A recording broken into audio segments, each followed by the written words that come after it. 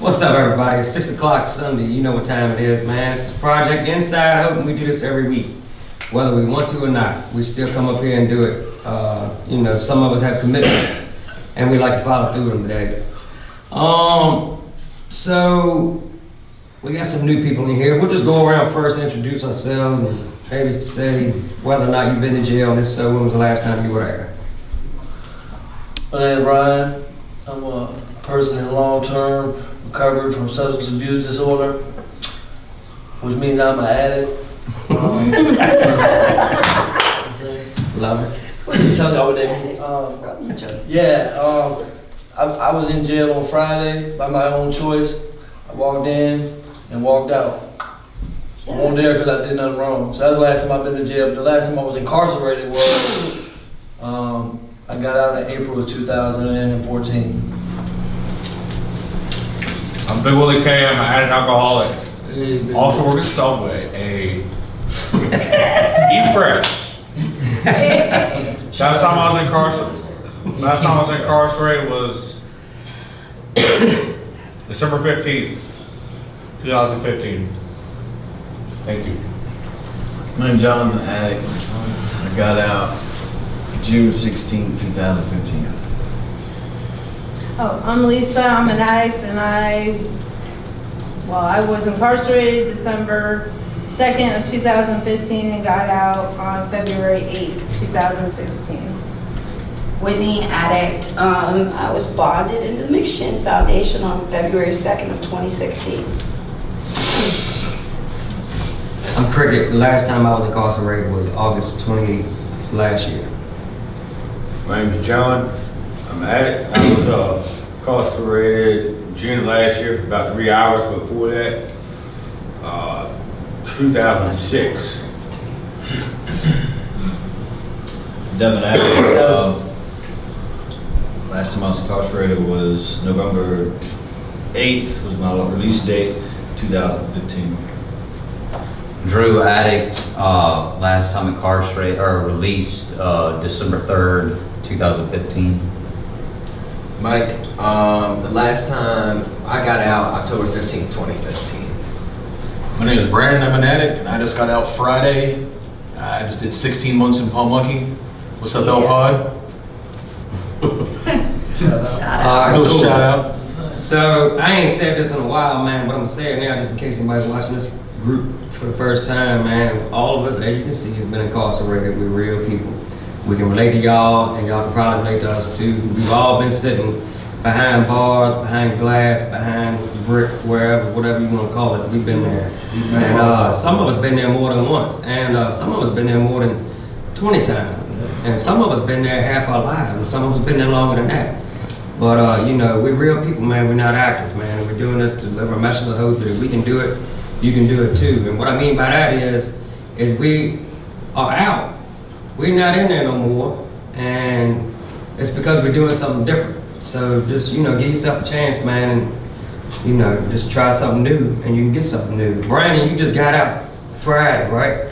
Yes, sir. From Po Monkey, he says, 16 months in the Po Monkey.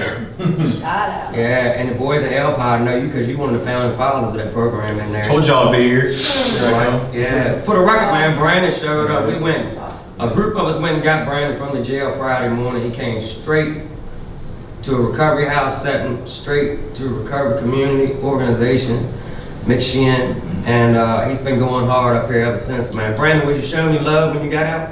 Absolutely. Let's see, Cricket, Mike, Preacher Man, some of y'all know him from up there at El Pod. He was one of the founding fathers up there. Mike Tillum, Braxton, they came to pick me up. It was wonderful. We went out to eat at the diner, Cricket's family's little establishment out there in Hanover. John was out there. I'm sure y'all gonna see some videos of that. He shot some clips, had a nice breakfast out there, got thrown right into the wolves, right in here. I haven't left the church, really, but just to go back to the house and really go to sleep. How much you slept since you've been there? I maybe slept about an hour and a half since I've been home. I'm not used to a soft bed. I almost rolled up a towel for a pillow, for real, because I have this soft pillow that I just went to the store and got, right?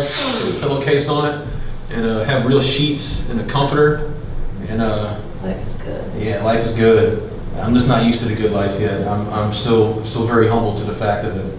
Still very humble here. I know my place.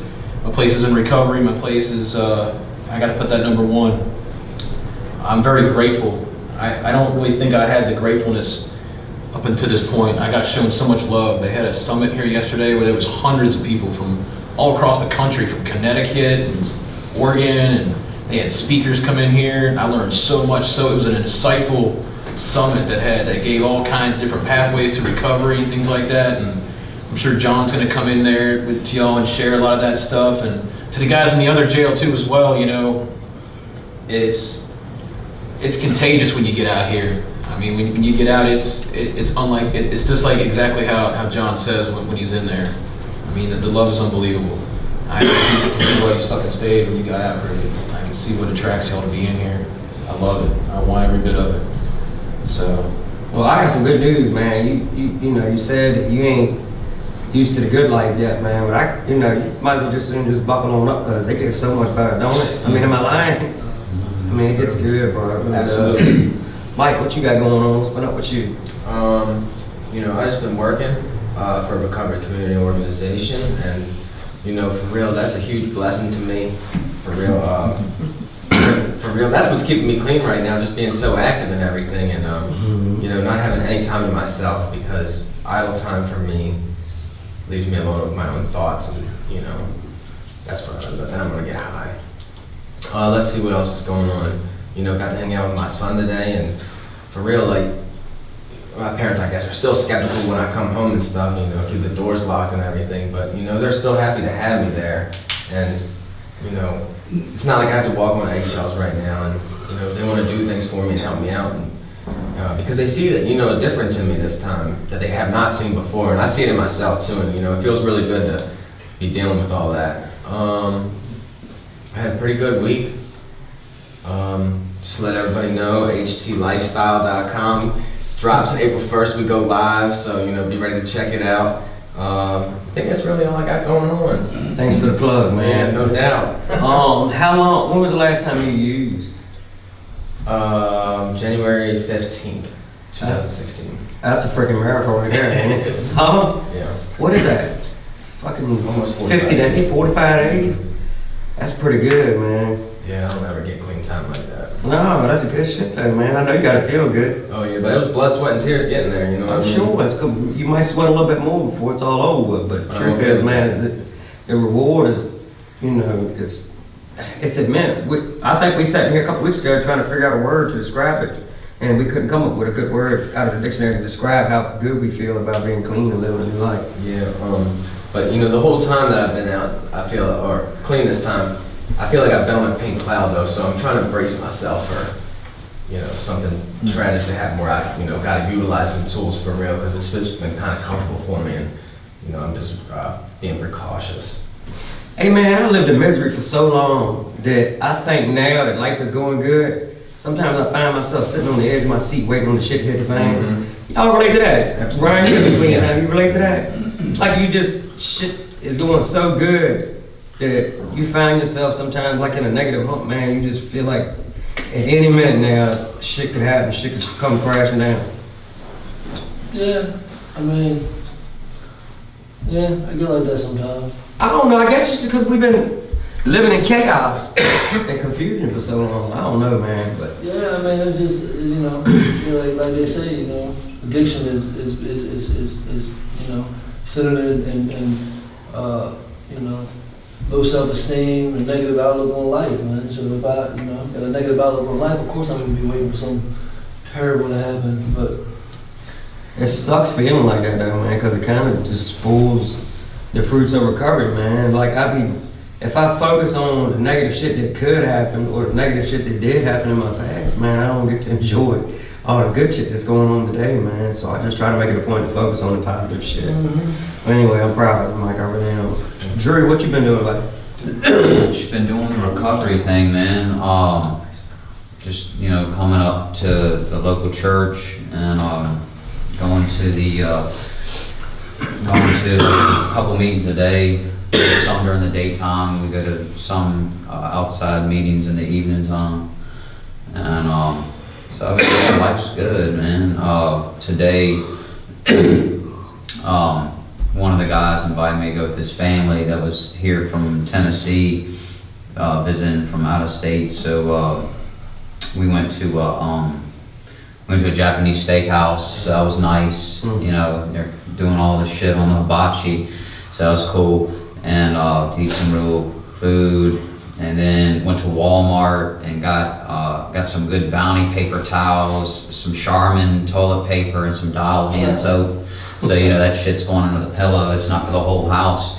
And you know, the good stuff. You know what I'm saying? Really looking forward to like good toilet paper and paper towels for real. Then we went to Hollywood Cemetery. It was a nice day outside. Walked around, looked at some historical stuff where you know there's a couple presidents buried there, and you know, some people that were in the Civil War and stuff like that. So I mean, it was just nice to be out and just, you know, be free and, you know, see the water, you know, you're right there on the James River and all that. So it was just a nice day for that. So I ain't got nothing to complain about.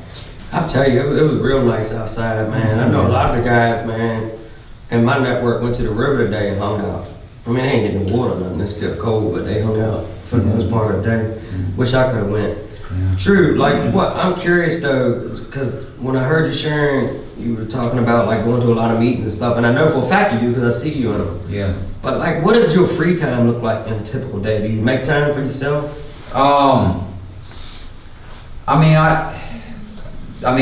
get in where I fit in, you know what I'm saying? Like I'm out working right now, so like I'm up at the local church a lot, and then I go to the meetings in the evening from the other organizations. But I do have some free time where I can, you know, do some things, you know, read a book or watch some TV or whatever.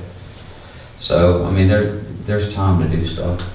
You read any books? Yeah, I read books, and I like to watch the History Channel just because I like to learn, I like to be informed, so kind of like a history nerd. Yeah, but life's good, man, like I said, you know, it's just good, you know.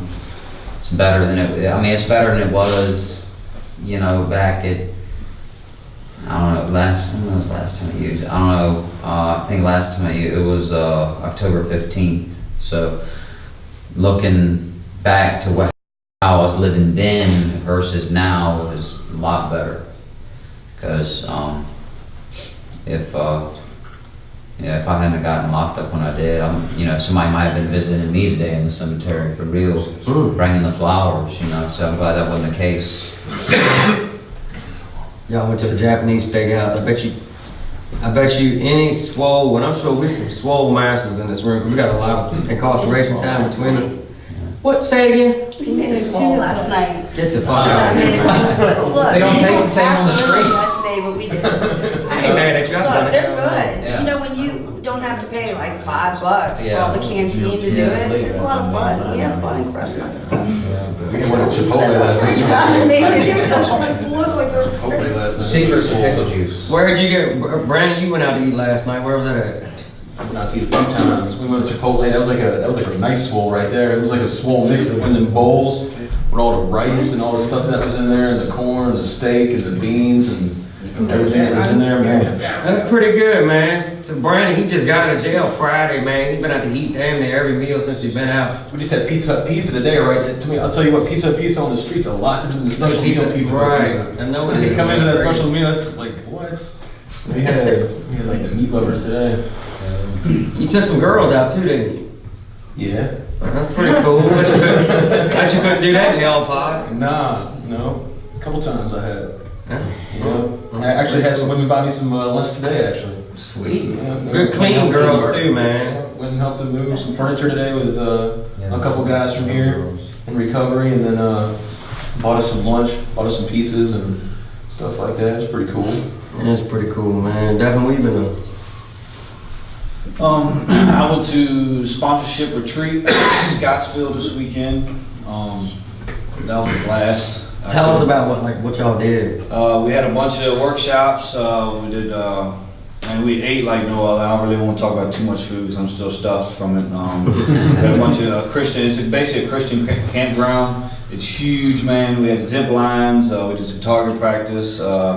we did a lot of things out there, man, but the biggest thing for me was just, you know, being a part of recovery is you know you're a part of something, but once you know you got a foundation, even look deeper than the actual recovery part, you know, I mean, solid ground, not sand, and about 60 or 70, I call it the bloodline of sponsorship.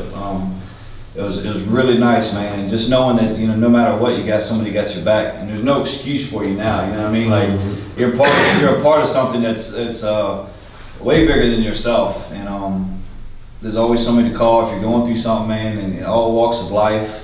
Yeah, we did a bunch of stuff, man.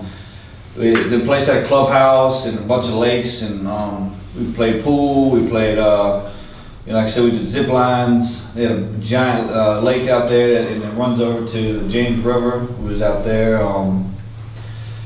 Yeah, we had a blast, man. I needed that, like, really. I needed to get out and get around and get to see where, you know, how deep my foundation goes, and it just made me see that I'm on a rock now. You know what I mean? I used to be in sand, man, trying to build my house and my recovery on sand, and it just kept, you know, it wasn't working out too well. You know, now I know I'm on a rock, and I got a lot of people that care about me and want to, you know, help me. And I just had a blast, man. Just that brotherhood, that fellowship.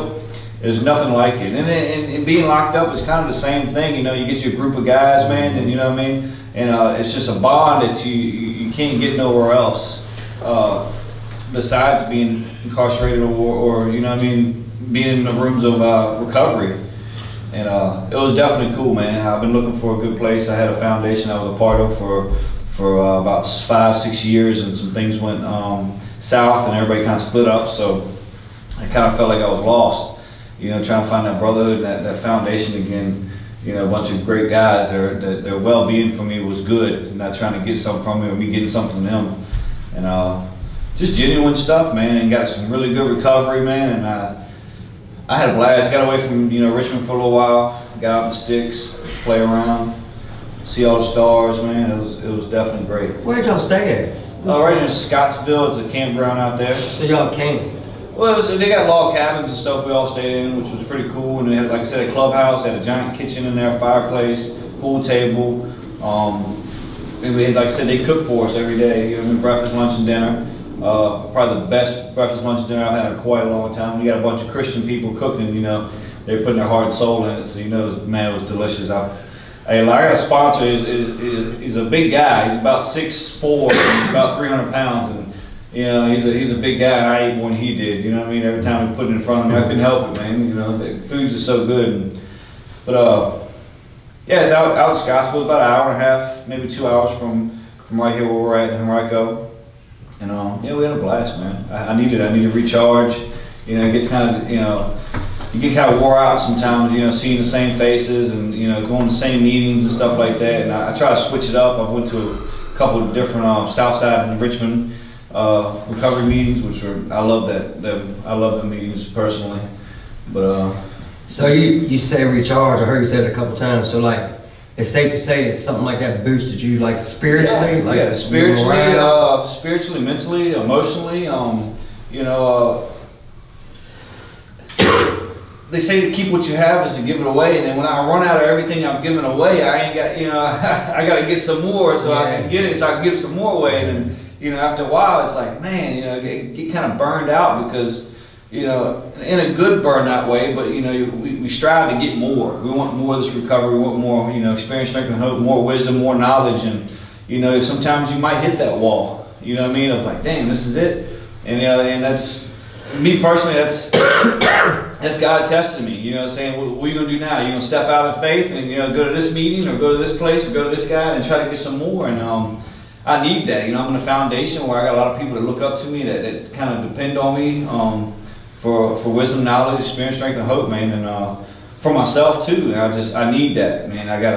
If you get burned out and get kind of agitated and, you know, because in recovery, you hear the same stuff 24/7. Every day, every year, you'll hear the same stuff, same relapses, same, you know, situations, just different faces. And you got to switch it up some. You know what I mean? That's with anything. You know what I mean? You get content, and then you start getting bored. And I'm the type of person, I don't like getting bored. I keep myself busy. I have my day off today. I went to my shop today. We got a barbershop being built, and we got a detailing company. I went up there and, you know, mess with the guys for a little while. I got to, you know, switch it up to keep myself busy, And I'm the type of person that when I start getting bored, I want wisdom and knowledge. So like he said, like I like watching Discovery Channel, or I'll study about something, you know what I mean, within recovery or something I really like. So I kind of, most of it's recovery, self-help books and stuff like that. I try to get some more so I can fill up to give it away. And you know, I get bored real quick, especially if I learn something. I learn it and I'm like, all right, what's next? You know, show me something else. And if somebody can feed it to me, I got to go out and look for it. And it's kind of like recovery, you know, you get bored and get sick and tired of using, getting high, man. There's a new way of life, man. And I love it. I really do. You know, we had a lot of deaths in this last 7 days, man. Just found another friend of mine just passed away today, so it makes 8 in the last 7 days died of a heroin overdose. And it's sad, man. It's really sad. So if I can just do a little bit more, get some more experience making the hope, reach out and touch some people, man, and hopefully plant that seed and it hits fertile ground, man. And you know, I can make a difference. If I can just reach one person, that's all that matters. You know, I'd imagine out of everybody that's watching these films, man, I'd imagine at least one person is gonna get something out of this message. Oh yeah, man. that's what it's all about. And that's score, you know. Yeah. That's a 3-pointer. Yeah, that's a W. Yeah, that is definitely a victory, man. One person. Brandon, you was watching them films, you get anything out of the messages? Absolutely. That's why I'm here. Yeah, because you are the first one that has watched these films and then came out and came to a group. You serious? I'm 100% Made to serious. room, yeah. I'm 100% serious. So it works. I'm very happy to be here. And we're glad you're here. I'm sure I'm not going to be the last. There's other people that will be falling right behind me. Yeah, I know it will be. I'm sure of that. John, what you been up to, buddy? Trying to get back, man. John, you a working motherfucker, man. John works his butt off, man. That's crazy how I just say the word motherfucker and then don't say ass and say butt. I don't get it, man. That's why they put a may contain explicit language banner at the bottom of the screen. I apologize. Yeah. What else you been doing besides work? Because I know you do that all the time. That's about it, but been giving back, man. I stole from my parents. They would take any money back, so I bought my nice 50-inch flat screen TV this past Friday. Made me feel good. They were speechless, didn't know what to say. You were telling me that you know when you was in your active addiction, you stole from, like most of them did. We Stole a from diamond parents, ring from my mom and my dad's wedding band. They've been married over 50 years. And since you're doing so good, they were like, no, you don't need to pass back for that. Just keep doing good. Just I keep told them about the diamond ring, and then yesterday my dad said, "Did you take my wedding band too?" Yeah. Yes, sir. You know, what do you say? You know? Nothing. I mean, you did right, man. But like they wouldn't take the money. Them old man said, "Well, damn, I ain't married no more." Just joking, you know. But he never wore it anyway, because he did work with other elevators. So, Right. but yeah, they're not mad anymore. They just feel like they're not mad, but they're maybe not. It's probably just me. They're just waiting for a crash because I'm doing so good. And I'm almost waiting for a crash too. But I'm gonna keep on getting and keep doing what I'm doing, so I don't crash.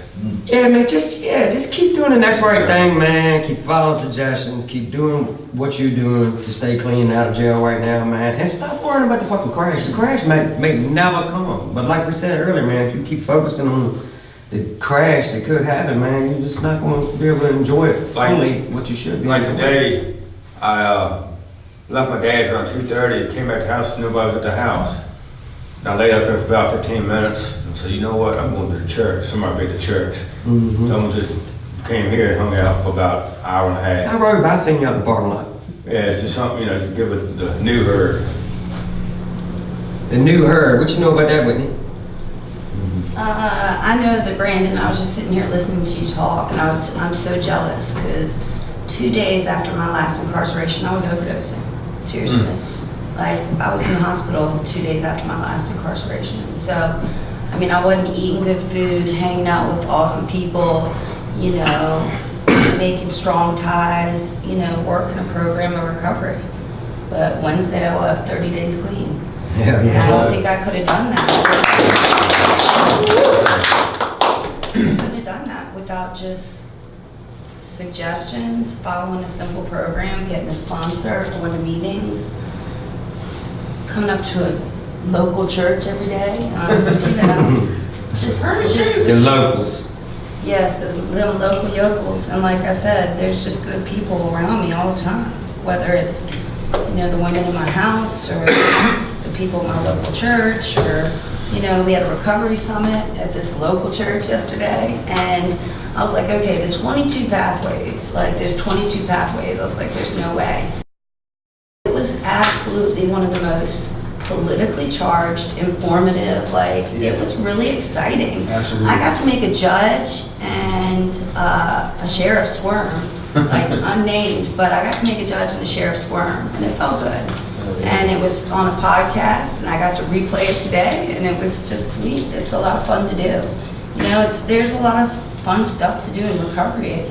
I always thought all my life that drugs were what was fun, but I was listening to somebody. I actually walked into the jail and walked out the other night. It still didn't feel right. They were like, we're going to go to the jail meeting. I was like, breaking out, thinking about it seriously. But I walked into the jail meeting, last night, and listened to a speaker, and he was really good.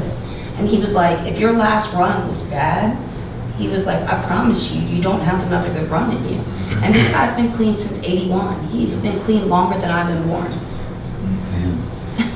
So I just thought that was it blew my mind. I really enjoyed it. He was a good dude. So he was also at the recovery summit at this local church. And, it was really interesting. We got a lot of information. There was a lot of panels of different people. This guy, Joe S., he's an addict. He's got good dry wit. He got some really good jabs in certain people. And it was just a lot of fun. It really was. It was a good time. I had a good time. Hey, I heard him share at that summit yesterday too, man.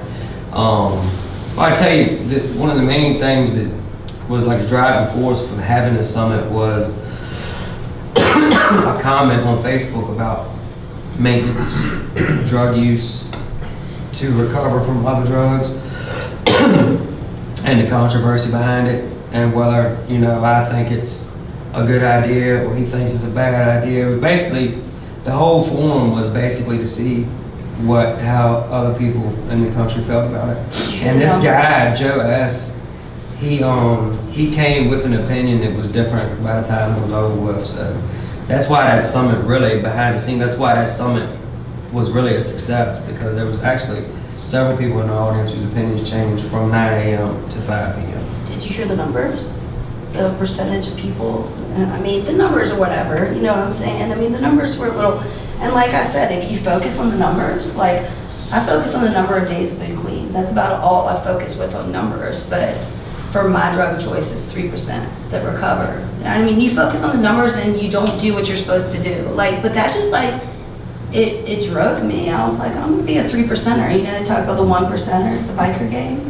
I'm serious, I'm gonna be a 3%er for real. It's a very small percent, but I feel very strongly about it. I feel very passionately about it. And any day out here, a day clean out here is better than a day wasted in there, for real. That's why I come up here every Sunday and do this, is because I feel so strongly about the people on the other side of that camera.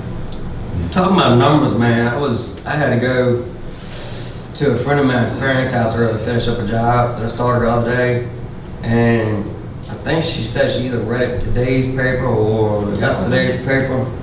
It was Friday alone. It was 7 or 10 overdoses and deaths from heroin or other opiates in Richmond, and 6 in Goochland. That's crazy. That's Friday. That's 10 and 6 in one day. That's 16 in our area of deaths from shooting dope or other opiates. That's kind of crazy, man. Them kind of numbers right there, they stand out for me right there. And that percentages and statistics and all that, as far as success rates and everything, I don't really put a whole lot of merit into that, because I know everybody's individually are different. But it's a fact that 7 or 10, she even said 7 or 10, I want to say she said 7. 7 in Richmond and 6 in Goochland on Friday alone died from an overdose from narcotic opiates. So that's real, and I cannot ignore them numbers, man. So yeah, if somebody's taking Suboxone or another maintenance drug, if it's medically prescribed and monitored, then so be it, man. Yeah. If it's dying, I read an article in the Richmond Times-Dispatch, what was it, Friday? Might have been Friday. 4,400 deaths in Virginia last year from opiates. I think those were the numbers. I mean, it's a lot. I mean, the point is, it's an epidemic, and like people are falling every day. I said 2 days out of jail last time I was overdosing. I was in Chippenham, you know, with a machine breathing for me. So, How many of y'all in this room was ever hooked on an opiate? wow, those are some 99%. numbers right there. 99% of us. And I'm pretty sure, man, if y'all look around the room and y'all raise y'all's hand for the same thing, I'm pretty sure there's a lot of y'all in there that was hooked on some kind of opiate too, man. That shit is crazy, man. They say that opiate overdose, death from an opiate overdose is now the leading cause of accidental death in the country. That's over car accidents, that's over anything else. Accidental overdose is the number one right now for accidental deaths. That's crazy. Lisa, what you been doing, girl? I'm gonna pass. Well, thanks She for just comes passing. up here for the support, to support the people on the other side of the camera. Thanks, Lisa. John, talk to me. What you up to? Not much of nothing, man. Still struggling a little bit.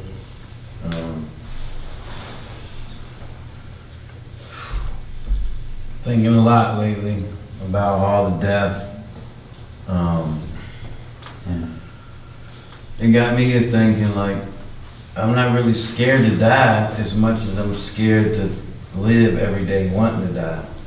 I mean, every day I got up ripping and running. You know, I got up in a fucked up mood, you know, pretty much wishing death. I mean, I don't know.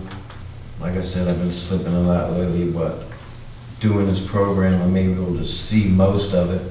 And the shit that I don't see, other people calling me on it. So I'm still here, still breathing. I'm just hit 60 days. Yesterday.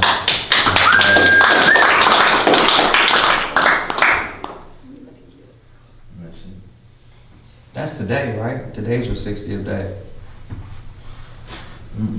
When is that? Wednesday. 28. 28? Yep. No, it's yesterday, 27. Today's 28. It's Today's No, I know, but yesterday was 60 days. That's good shit. Mm-hmm, picked it up. I gave it to him. That's good shit. Alright, so like, yeah, you know, if I find myself dwelling on thinking about people that's dying and getting locked up behind drug use and stuff like that, man, one of two things happen in my brain. It either motivates me to do something different, or I get so discouraged that it's happening to everybody else that I say, fuck it, and end up filing suit. Can you relate? Which one of those happens to you the most? I mean, you don't have to answer if you want. I'm just curious. It motivates me a lot, for real. I mean, sometimes I probably don't show it, but I mean, I'm more motivated to go this way than the other. I mean, I can leave any day I want, pretty much. I can leave any time and get up and walk out this meeting if I wanted to. I don't have a cell door, you know, keeping me in or nothing like that, but I choose to stay here, man. I see the happiness that this program brings. Like I always say, at first I denied the shit out of it at first, but you can't deny it. Can't deny it. Proof's in the pudding, right? Yeah. What you got, Mike? I just wanted to kind of piggyback off all that. Somebody in a meeting Thursday, I think it was a family member actually, they had said that they didn't understand this disease. And, you know, I was sitting there during the whole meeting with me actually, and, you know, I was like, man, I don't understand this either, for real. Like, it was it was baffling me at the time, and like, you know, like, I don't understand why all of us are still here and other people aren't, and like, you know, who, you know, our higher power decides that or whatever, and it's just really difficult for me to grasp, you know, but, you know, that's, you know, it's just, I don't know, like the spirituality piece is like the piece that I have to work on the most, because I honestly believe that's what helps me stay clean the most, and, you know, but that's a whole nother subject, but, on the whole, what was it, the overdose thing? I'm drawing a blank now. Oh, just come back to me. I was gonna add something. No, y'all. Yeah, I was gonna add something. So how many people did you say on Friday died from overdose? And Richmond, for some reason I want to say she said 7. But then at the same time, like half of me wants to say she said 10. But I know it was 6 in Goochland. It was either 7 or 10 in Richmond, but 6. But either, if it was 1 in Richmond and 1 in Goochland, that's too many. Well, what I was gonna say was, what was the combined total, like 11 or 12 or something, or? 7, 10, 17 more people that's in. Yeah, I was getting ready to say, if that was us still in active use, that would be this whole panel, there'd be no one here to broadcast this. Right. You know what I'm saying? So that's what I was just like overwhelming in my mind about. That'd be this whole panel. There'd be no one here to feed the message, you know. It's crazy, man. Out of us, Reality, you know. man. So yeah, it kind I got high on life last night riding 4-wheelers at like yeah. 10 o'clock this morning. 10 o'clock last night in the dark. That is good stuff. The trail's going 50 miles an hour. Hell yeah. The swamp, everything. Did you figure it out, Mike? Yeah, Awesome. somebody had explained to me, people had always said, some people have to die so other people can live. And like, I think that's a complete contradiction because we need to live so we can save other people from That's right. dying. Yeah. That's what I firmly believe in, just the way that everything's going right now, that's the most important thing for real. Good, thank you for sharing that. I'm Yeah. glad you remembered it because that's a good piece. yeah. So, I mean, Jonathan, I heard you say that you've been thinking a lot. I know you're still struggling with some stuff, and I heard you say you've been thinking a lot. And I'm just curious, like, when you're thinking, are you thinking about solutions? Because I know you're dwelling on your problems, because I know you. You're one of my best friends, and I live with you, and I talk to you every day.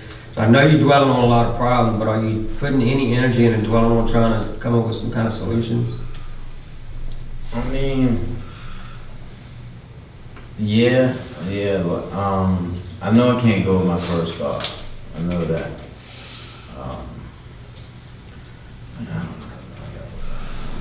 Hey, look, that should be hard. That's hard. Everybody in the circle can relate to that. It's hard trying to solve your problem by yourself. That's why we network and we running herds and packs and shit, man. We reach out and we call people and we have sponsors and we have mentors and we have friends that really care about us and shit, man. And like, for those of us that's got any amount of clean time, man, it's, doing something different. Like, that's how we do it. We fucking lean on people that are stronger than us when we're weak. Try not to think too much. I mean, am I right about that? Yeah. I mean, that's what I do. That's what everybody in my circle does. We lean on each other. I had to lean on a brother in my network the other day pretty hard. I was going through some stuff. But if I'd have sat in my room and thought about it, I'd have caved in, man. I don't know what I would have done. Oh no, I'd have caved in 2 weeks ago. That's what I'm saying. So, like, if you can't come up with a solution, get with your peers, man, and try to work on the solution, man, because the problem will eat your ass alive. Even if you can come up with a solution, man. Still get with your peers. Yeah, because like my solution is what got me in here. Right. My thinking is what landed me sitting in this room. You know what I mean? What landed me going to meetings, what landed me being an addict was my own thinking. If I try to come up with my own solution, Be screwed. I mean, and sometimes like my solution will work, but guess what happens then? Then I start having a whole lot of faith in my decision making. Right. And so then I'm like, shit, I got this. Next decision comes, maybe this one too, and then feeds itself. So, Man, ain't nothing in the world like teamwork, man. I mean, teamwork gets anything done about it, man. Get with the team. I mean, I am. If I wasn't talking to nobody, I wouldn't be here. I would have been gone, ripping and running 2 weeks ago. All right, well, we love you. Anybody that knows you loves you. I ain't never heard nobody in all the years I've known you. I've never heard nobody say, "Man, I can't stand that motherfucker." Right. Never. I've never heard nobody say that about Jonathan Crib. So you hang in there, man. We love you. God damn it. You talk about your shit when you want to talk about it, and we'll be here to listen. I just wanted to add something. Go ahead. This is like the most important group for me, even besides the 12-step meetings, because everybody in my network, they all belong to the 12-step meetings, but my sponsor, I'm locked up with him, and there's a few people in here, that if I was going to use them, that'd be like the first 5 numbers that I would call. Like, I don't know, there's just something special that, I don't know, I can be honest with those kind of people just because of, where we've been and sharing the same experiences, I think. And it's vital in my recovery, for sure. Mine too, but it's like,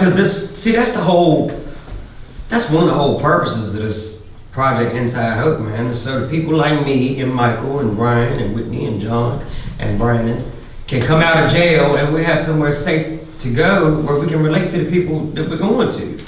You know, we are uniquely qualified to help people that have been incarcerated and or hooked on drugs and have not been successful in life, because now we are not using drugs, we're not incarcerated, and we're starting to be successful in life.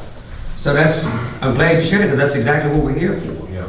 That's what I was, that addict last night, he was like, I'm crazy as fuck. I know it. He was like, I'm crazy. He was like, I belong in this group. He was like, you know, everything he said hit home. Like, I always think that I'm the unique addict. You know what I mean? We're all the same. What? Like 11, or I can't even count right now, but we all, didn't like 9 out of 10 of us raise our hands for opiate addiction too? And like more people than this whole panel died on Friday. Like, it's an epidemic and people are dying. It's a war. And I feel like things like the Recovery Summit and coming up to this local church and doing all that stuff, that's just like getting my armor together for the battle. Like, I'm just armoring up so that I'll survive. Willie, Yes. what are you whispering about over there? I was just talking to him about, like, you know, everybody raised their hand except for me and Drew, and he asked me what I was addicted to. And that was weed, spice, alcohol, and hair duster. Look, when you Spice is went, no joke, though. let me ask you something. When you went to jail, you ain't got to tell me the details enough. But when you went to jail, was it anything drug related or something you did while you was under the influence of drugs? Right. So like I knew for you, man, it don't matter what you was on. Yeah. If your life is fucked up because you was using it, you qualify as a fucking addict, whether you was shooting dope, You in the building. sniffing air duster, licking frog Sure, faces, you disqualified. pumping gas, you know what I'm saying? Or whatever, man. You Smoking bed bug. smoking big mother, whatever it is you do. It don't matter, man. You're welcome here. Yeah, You're qualified, man. My week started off like this. It started off pretty shitty. You know, this girl that I've been messing with in Dinwiddie kind of cut me off because she basically was acting like she didn't care. But the second I go behind her, go do something of my own, she wants to act like she cares, throw a hissy fit. So it's kind of like, she cut me off, got drunk, got her friend called me drunk, bitching me out. Her mom called me, saying I'm going to pay. I go back to Monday, I go back to Dinwiddie, you know, just chilling. They pick up this bunny cage that they left over there for when I first got my bunny. Yeah, I have a bunny. Her name's Serenity. She's awesome. Shout out to the bunny. Shout out to the bonbon. Hey, Serenity.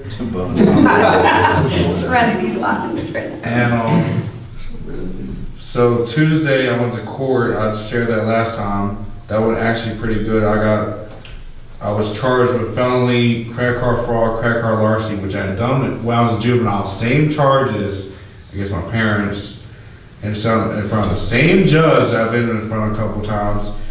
And you should have seen his face. He did not want me to have what they gave me. Like, he was about to do the 99% thing, the 1% thing that they never do, and that's not go with anybody. Fuck you, you're going. Like, I tried to give him the best frown ever. He was just pissed off. So, needless to say, 2 felonies, 1 non-process, 1 drop down to a lesser misdemeanor credit card fraud. 12 months, all 12 suspended. 3 years good behavior, and you know the fine of how much I owe him. And he's not dumb at all. I'm not gonna lie, he is not dumb. He's like, it doesn't matter. They're probably paying it back to themselves anyway. I was like, damn. So that's not good. And then that same morning, I picked up while I was in court. A job called me. It was I could barely understand what this dude was saying on the phone. It sounded like he had this Arab accent. I was like, okay, maybe I should call this guy back because he said something about Subway. So I called him back. He says, can you come in, what was it, Thursday at 11. So, you know, my thinking is, cool, I got an interview. Well, the strangest thing happened, I got hired right on spot. So, boom, I go through my training. He says, complete this training today, call me tomorrow, we'll figure it out.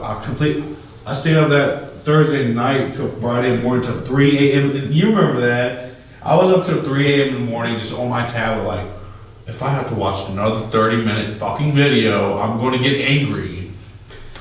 I passed out 3 a.m. in the morning with my tab like this. Woke up at 5. I was like, did I finish it? Nope. Back to sleep. So that morning I woke back up and finished that. Called him. Started yesterday, 3 to 10. Went to there today, 3 to 10. Doing my training. So I made $7.50 an hour. I'm doing pretty good. That's pretty good. When was the last time you had a job? I had it was back in July. I don't remember the dates because I was stoned. Last year? Yeah. That's a long fucking time to go without work, man. That's gotta make you feel good to be doing something productive. Yeah, this stuff is like I keep going back to that job. It's like I think he let me go because I was taking these unreasonably long breaks and driving my car up the road and then coming back and just kind of being like just kind of chilling there laughing. It's the little thing. I think he said the business was slow just so he didn't have to give you the issue, the reason, oh, you're getting high on the job, you can't work here. So, I mean, it actually feels good to actually have a job. There's some dude who's also in the program who's there that went through McShin. He has 2 years sober there. Then the rest of them are normies. Yeah, normies. So, I'm Earth people, yeah. But it's pretty fun. I didn't think, at first, yesterday when I went there, I was all nervous, like, man, I'm gonna get fired on the first day. They had me fill this form and the W-2. I'm like, I don't know how to do this. So I started trying to figure out the best way I could, and it's like I gave it to the lady. I was like, if this is wrong, I'll do it again. But I had no idea what I was doing. Well, don't that drive you crazy though, trying to sit there and now I'm putting myself in your shoes and I'm really good at that. And I'm trying to imagine myself in there, trying to fill this form out. A simple form that I have no clue how to fill out because it's been so long since I filled one out. I've never filled one out. Now, this is me. I'm going crazy trying to do this. When all I got to do is say, hey, ma'am, I ain't gonna fill one of these out so long. Can you help me, please? Yeah, that's how it was. But you would have to ask a normie, and we don't like to. Yeah, look, we gotta get out of our that we're comfort zone, non-normies. man. I'm telling you, you would get out your comfort zone, man, and start asking for help and shit, and you'll get it, and you'll feel real good about it too. Absolutely. But look, I'm gonna move on to Ryan, but I'm proud of you because I see everybody that knows you and lives in this organization with you. We know you're proud of it because you talked about that job since you got it. So I mean, I'm super really proud of you. Oh, yeah.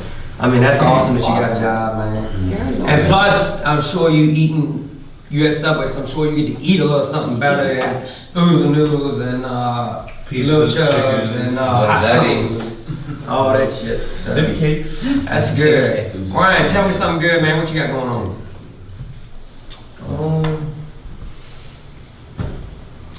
Just life, man. Man, Ryan is so committed to you guys and this message that he left you might as well say he left a party, man. I mean, a celebration is what he left, man. And it's a big one.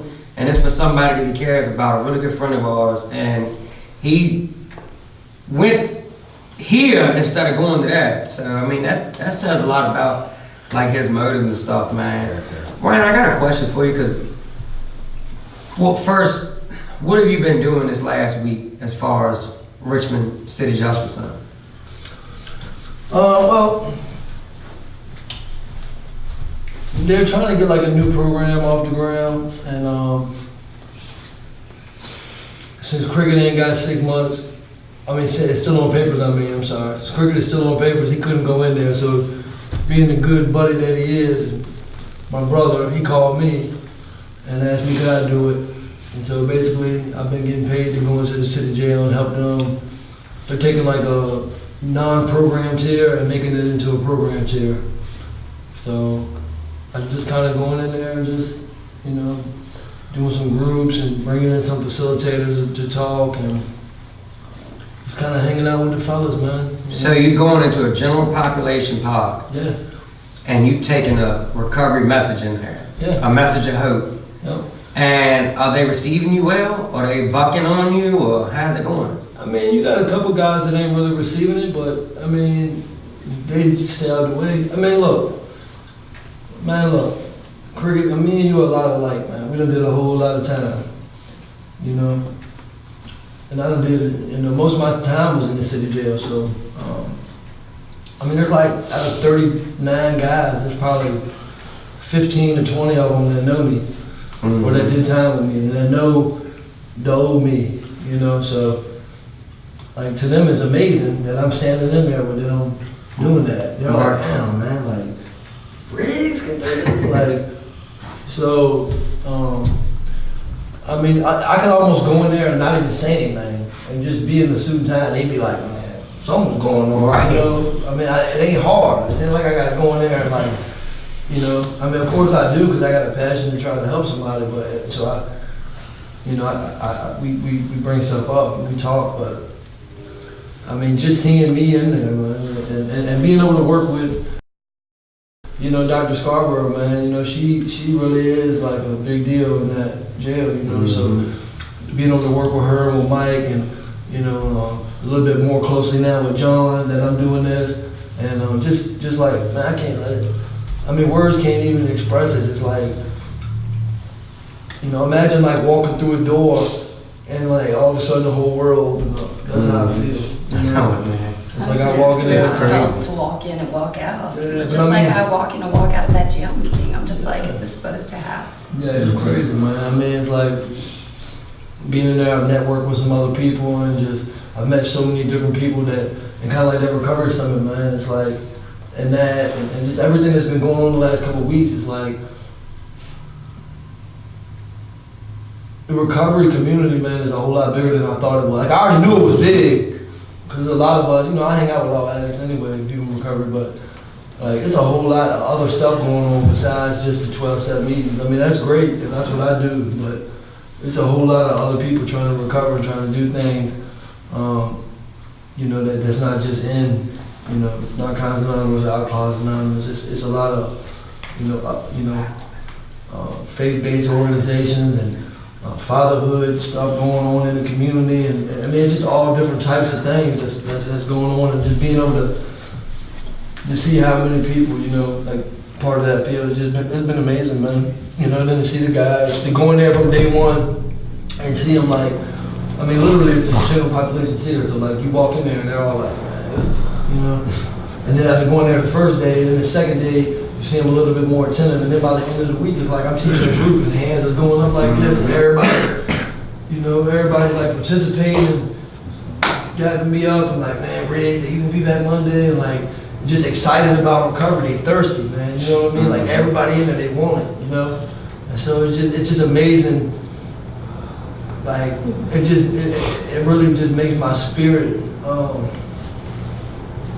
those of us that know that feeling, man, like my spirit is just alive when I go in there, you know, and I'll be able to see that, you know, and you know, I thank God for you, Cricket, you know, for, you know, thinking about me and that opportunity arose, you know, I owe you a lot for that. I love you. I couldn't think of nobody better. You was a split second. As soon as I knew it was that opportunity was there, I jumped on it. I mean, Yeah.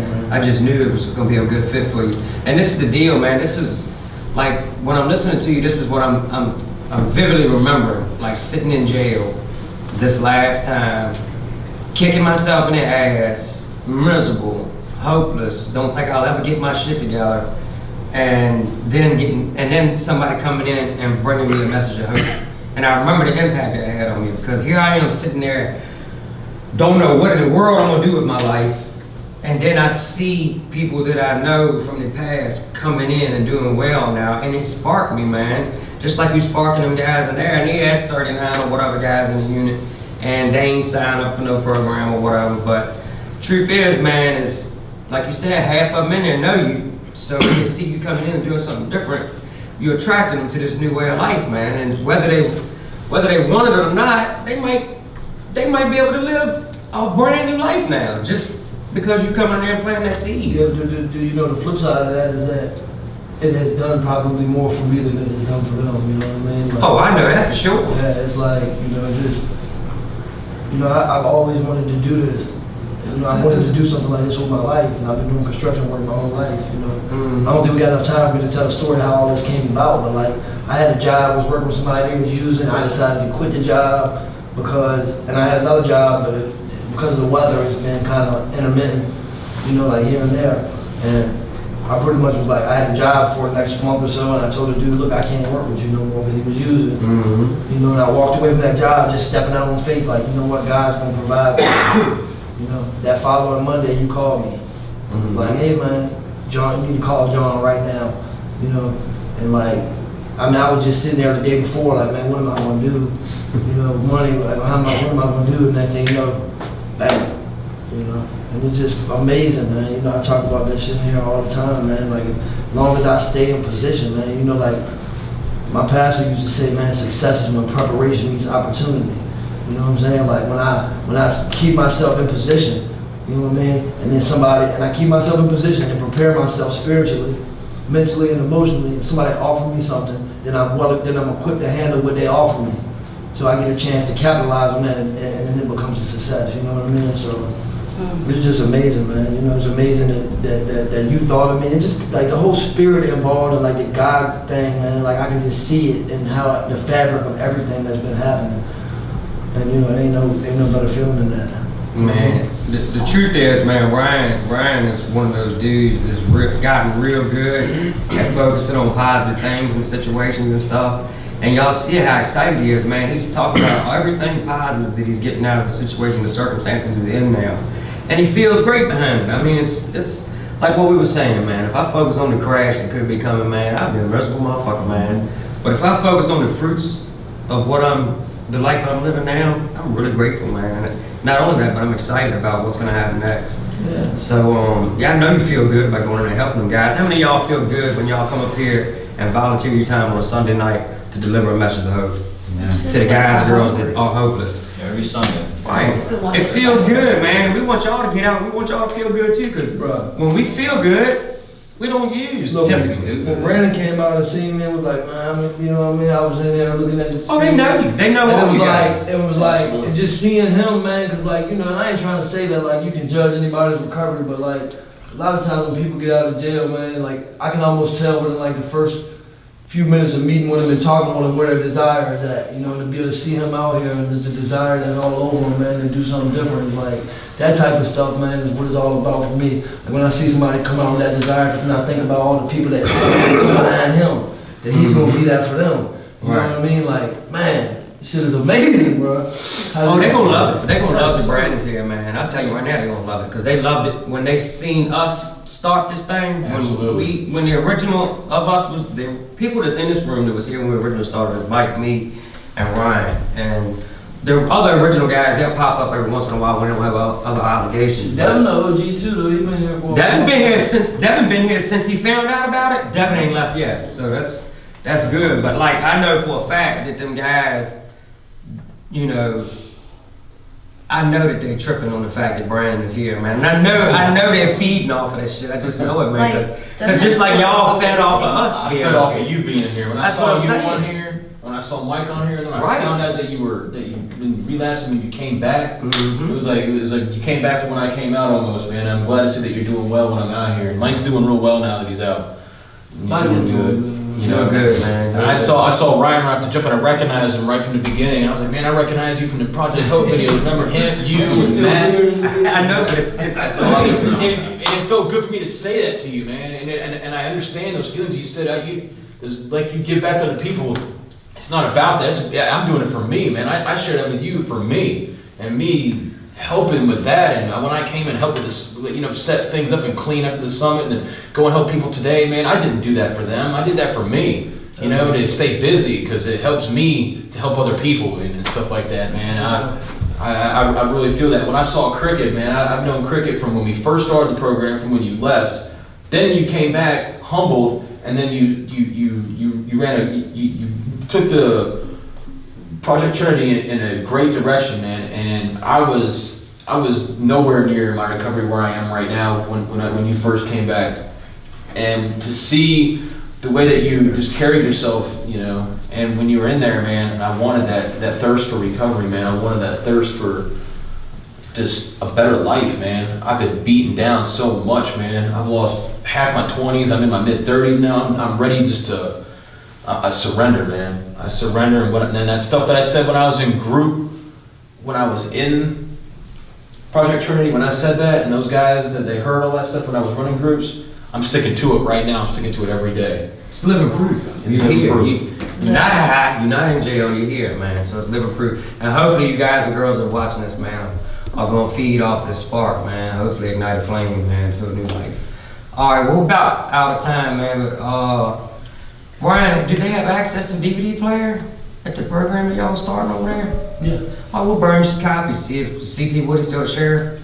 We'll see if he'll get you some, let you take these films I there. can handle that. I'll just get it. All right, yeah, you just let me know when you get declared and I'll burn off copies, get stops to burn off copies. All right, so, all right, this local church, I want you guys that's watching this to know that this is not an anonymous meeting. Like, we come in here and my name is Chris Ronquest, and I'm Cricket. All my friends and family call me that. I don't have to hide my identity because I'm more comfortable with these people and with you guys than I am with anybody else. That's right. That's where my experience is, man. It's with people like me, and y'all are it. So, like, but this isn't a 12-step meeting, and, you know, like, it's not anonymous at all. So, like, y'all heard local church a lot tonight, and the local church they're talking about is Hatcher Memorial. It's at 2300 Dunbar Road. And the greatest place on earth, called the McShin Foundation, allows us to use this room and this equipment to film this, man. I mean, I'll tell you, man, raise your hand if you're affiliated or have been affiliated with the McShin program. The majority of us, and actually Devin, he don't know if he's ever been affiliated with him or not, but he really is, because all of the McShin family loves him. So actually he is affiliated with the McShin family. You got Jordan on camera too back there. Yeah. Hey guys. Yeah, even our cameraman is a McShin resident Yeah. and participant. So like, we don't want to discount them for real because they changed my life. Even you guys in L-Pod know what y'all got going on in there is a direct result from the vision of McShin Foundation. So y'all get y'all's asses on out here, man. If you want to stay out, get up here, you know, come to chase whatever pathway you can chase to get a new way of life. But get y'all's asses up here and let's talk about it. All right, so let's circle up and close this thing out. Good group, fellas. Thanks for that group. Shut your little ass up, Tom.